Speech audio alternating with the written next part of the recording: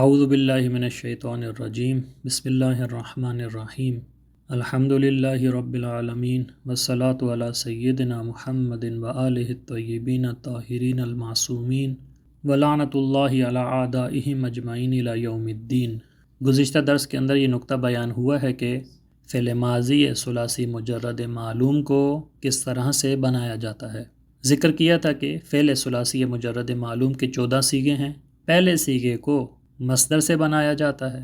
اور باقی جتنے بھی صیغے ہیں ان کو فعل ماضی کے پہلے صیغے سے بنایا جاتا ہے، کہ جس کا طریقہ گزشتہ درس میں مفصل بیان ہو چکا ہے۔ آج کے اس درس میں فعل ماضی ثلاثی مجرد معلوم کی ضمائر کو بیان کیا جائے گا۔ ضمائر ازانچہ گزشت دانستیم کے علامت صیغہ یہ ماضی ثلاثی مجرد معلوم بے ترتیب عبارت است از۔ گزشتہ دروس کے مطالب سے یہ نقطہ ہمیں معلوم ہو چکا ہے کہ فعل ماضی ثلاثی مجرد معلوم کے صیغوں کی علامات کی ترتیب یہ ہے کہ دوسرے صیغے میں الف ہے کہ جس کا اضافہ کیا تھا آخر فعل میں، تیسرے صیغے میں واو ہے، چوتھے صیغے میں تاء ساکنہ ہے، پانچویں صیغے میں تا ہے، چھٹے صیغے میں نون مفتوحہ ہے، ساتویں صیغے میں تاء مفتوحہ ہے، آٹھویں صیغے میں تما ہے، نویں صیغے میں تم ہے، 10ویں صیغے میں تاء مکسورہ ہے، 11ویں صیغے میں تما ہے، 12ویں صیغے میں تنہ ہے، 13ویں صیغے میں تاء مضمومہ ہے اور 14ویں اور آخری صیغے میں نا ہے۔ یہ تمام علامات ہیں جو فعل ماضی ثلاثی مجرد کے اندر موجود ہوتی ہیں۔ ہر کدام از این علامت ہارا ضمیر می نامند، ان میں سے ہر ایک علامت کو اصطلاحاً ضمیر کہا جاتا ہے۔ الف کو بھی ضمیر کہا جاتا ہے، واو کو بھی ضمیر کہا جاتا ہے، اور اسی طرح تاخیر نا تک تمام کو ضمائر سے تعبیر کیا جاتا ہے، لیکن بے جز تا، سوائے تاء ساکنہ کے جو چوتھے اور پانچویں صیغے میں موجود ہے تاء ساکنہ، ان کو ضمائر نہیں کہا جاتا۔ بے جز تا در صیغہ یہ 4 و 5، سوائے تا کے جو چوتھے صیغے میں موجود ہے اور پانچویں صیغے میں موجود ہے کہ فقط علامت تانیث فاعل است نہ ضمیر، کہ جو فقط فاعل کے مؤنث ہونے کی علامت ہے، ضمیر نہیں ہے۔ چوتھے صیغے میں ضمیر ہیا ہے اور پانچویں صیغے میں ضمیر الف ہے۔ جو تا ہے وہ علامت تانیث فاعل ہے، ضمیر نہیں ہے۔ چوتھے صیغے میں تاء ساکنہ ہے، پانچویں صیغے میں بھی تاء ساکنہ ہے، لیکن چونکہ اس کے بعد الف ہے اور الف کی وجہ سے اس تا کو فتحہ دے دیا گیا ہے، وَإِلَّا وہ تا ساکن ہے۔ بس خلاصہ یہ ہے کہ فعل ماضی ثلاثی مجرد معلوم کے آخر میں جتنی بھی علامات ذکر کی جاتی ہیں ان کو اصطلاحاً ضمیر کہا جاتا ہے، سوائے تاء ساکنہ کے کہ جو چوتھے اور پانچویں صیغے میں موجود ہے، کہ جو فقط فاعل کی تانیث کی علامت ہے، ضمیر نہیں ہے۔ ضمیر در 2 صیغے 1 و 4 بے ترتیب ہوا و ہی است کہ چون مقدر است به آن ضمیر مستتر و سائر ضمائر را ضمیر بارز می گویند۔ پہلے اور چوتھے صیغے کی ضمیر ہوا اور ہیا ہے۔ پہلے صیغے میں ہوا ہے اور چوتھے صیغے میں ہیا ہے کہ جو ضمیر ہے، اور چونکہ یہ دونوں ضمیریں مقدر ہوتی ہیں، مخفی ہوتی ہیں، پنہان ہوتی ہیں، اسی وجہ سے انہیں ضمیر مستتر کہا جاتا ہے۔ پس ضمائر کی 2 قسمیں ہیں، یا ضمائر مقدر ہیں کہ جنہیں اصطلاحاً ضمائر مستتر کہا جاتا ہے، یا ضمائر مقدر نہیں ہیں کہ جنہیں اصطلاح میں ضمائر بارز کہا جاتا ہے۔ پہلے اور چوتھے صیغے میں ضمیر مقدر ہے کہ جسے ضمیر مستتر کہا جاتا ہے، وسائر ضمائر را ضمیر بارز می گویند، اور باقی تمام ضمائر کو ضمیر بارز کہا جاتا ہے۔ بارز کا معنی ہے ظاہر۔ کچھ ضمائر مخفی ہیں، پنہان ہیں، مقدر ہیں کہ جنہیں ضمیر مستتر کہا جاتا ہے۔ کچھ ضمائر ایسی ہیں کہ جو مقدر نہیں ہیں بلکہ ظاہر ہیں اور ان کو تلفظ کیا جا سکتا ہے، کہ جنہیں اصطلاح میں ضمائر بارز کہا جاتا ہے۔ آخر میں ایک نقطہ بیان کر رہے ہیں کہ فعل ماضی ثلاثی مجرد کے پہلے 6 صیغوں کے اندر ضمیر کی جگہ پر اسم ظاہر کو بھی استعمال کیا جا سکتا ہے، لیکن باقی جو 2 قسمیں ہیں، فعل مخاطب اور فعل متکلم، ان کے اندر ہمیشہ ضمیر کو ذکر کیا جائے گا، وہاں پر اسم ظاہر کو ضمیر کی جگہ پر استعمال نہیں کیا جا سکتا۔ ضمیر بجائے اسم می نشیند، ضمیر ہمیشہ اسم کی جگہ پر آتی ہے۔ اول اسم کو استعمال کیا جاتا ہے، لیکن اگر اسم کے بارے میں علم ہو تو وہاں پر پھر ضمیر کو استعمال کیا جاتا ہے۔ جیسے اس کی مثال یہ ہے کہ ضربا زید و قتل، ضربا فعل ہے، زید اس کے لیے فاعل ہے، زید کا ہمیں علم ہے، لہٰذا قتلا کے اندر ہوا ضمیر ہے کہ جو زید کی طرف پلٹ رہی ہے۔ عربی زبان میں بھی اسی طرح ہے اور باقی تمام زبانوں میں بھی اسی طرح ہے کہ اگر اسم کے بارے میں ہمیں علم ہو تو اس کی جگہ پر ضمیر کو استعمال کیا جا سکتا ہے۔ ضمیر بجائے اسم می نشیند، ضمیر اسم کی جگہ پر استعمال ہوتی ہے، ہمیشہ ضمیر کا مرجع اسم ہوتا ہے۔ از این رو اگر بعد از فعلی فاعل بصورت اسم ظاہر آورده شود آن فعل خالی از ضمیر بارز یا مستتر خواهد بود، لہٰذا اگر کسی فعل کے بعد فاعل کو اسم ظاہر کی صورت میں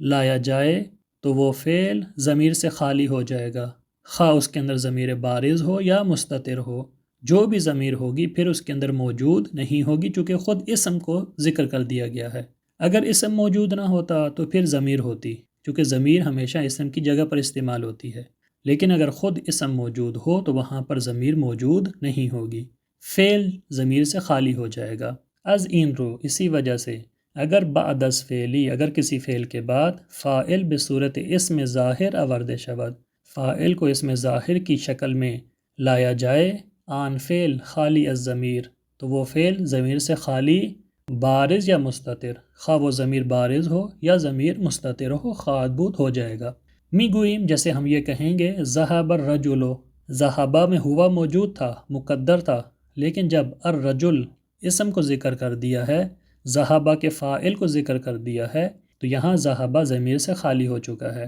اب ذهب کے اندر ہوا موجود نہیں ہے۔ دوسری مثال ذهب الرجلان، اصل میں تھا ذهبا، الف آخر میں اس کے موجود تھی، تثنیہ کا صیغہ تھا، لیکن چونکہ الرجلان اسم ظاہر کو ذکر کر دیا ہے تو وہ الف حذف ہو چکی ہے۔ اسی طرح ذهب الرجال،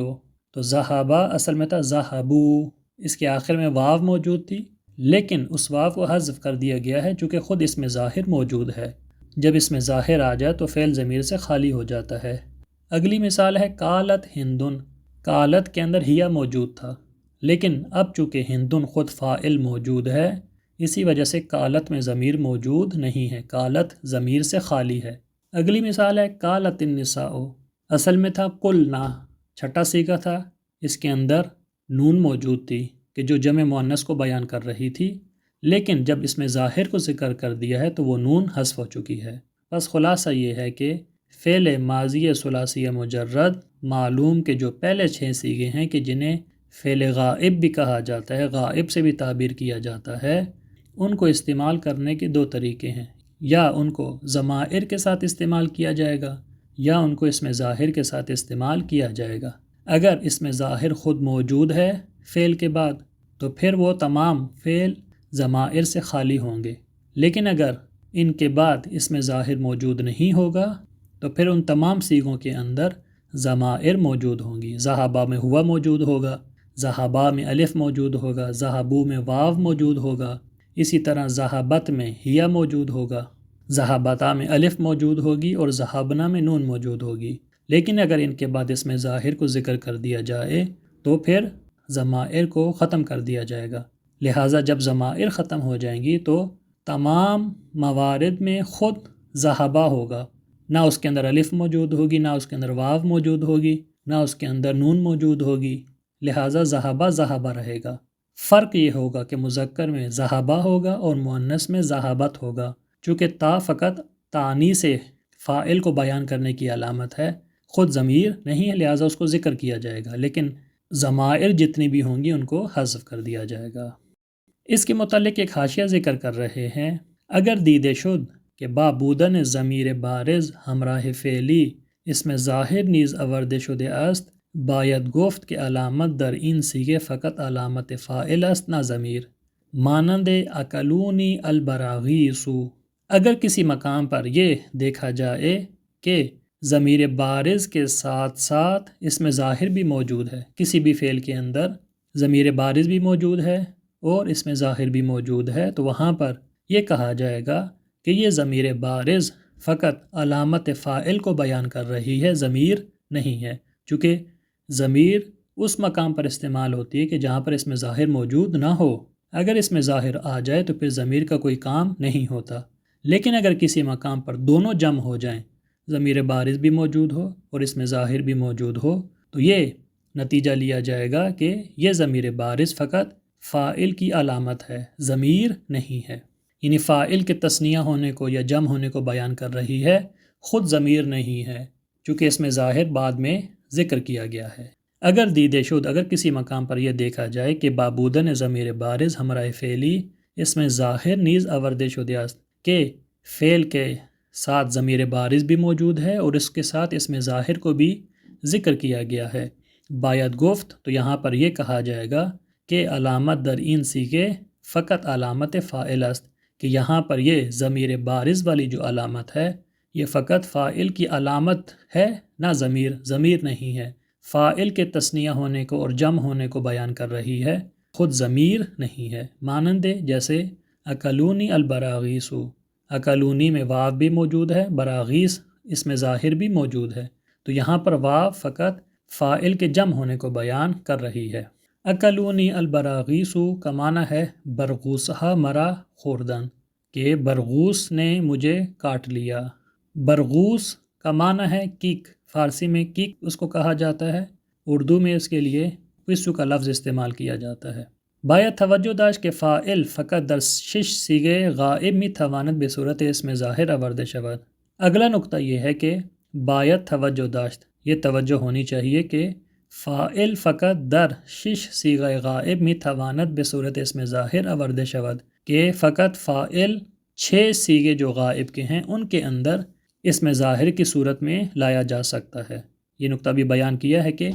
جو غائب کے صیغے ہیں ان کے اندر فقط ضمیر کو استعمال کیا جائے گا یا اسم ظاہر کو استعمال کیا جائے گا۔ و در بقیہ صیغہ واجب است بصورت ضمیر باشد، لیکن باقی جو جتنے بھی صیغے ہیں، مخاطب کے 6 صیغے ہیں اور متکلم کے 2 صیغے ہیں، ان میں واجب ہے کہ وہ ہمیشہ ضمیر کی صورت میں ان کے اندر فاعل کو ذکر کیا جائے گا، اسم ظاہر کو لانا وہاں پر ممکن نہیں ہے۔ 6 صیغے جو مخاطب کے ہیں وہاں پر بھی ہمیشہ صیغہ ضمیر کے ساتھ استعمال ہوگا، اور متکلم کے جو 2 صیغے ہیں ان کے اندر بھی